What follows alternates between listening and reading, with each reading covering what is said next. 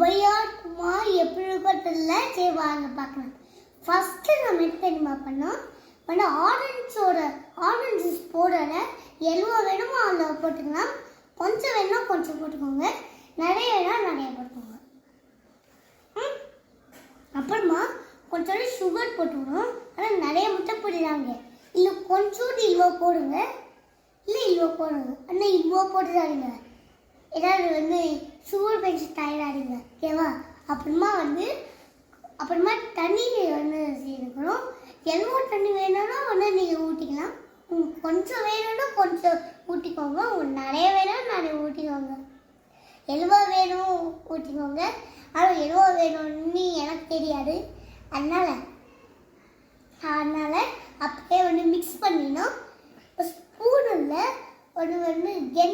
கெண்டடி சொல்லுவாங்கள்ல, அதை வச்சு இப்படி கலக்கணும், மிக்ஸ் பண்ணிடணும். அப்புறமே நான் ஐஸ் க்யூப் போட்டுடணும். அப்புறமா சுவையான ஆரஞ்சு ஜூஸ் ரெடி. வாங்க நம்ம இதை பார்க்கலாம், குடிச்சு பார்க்கலாம். சுவையான இடம்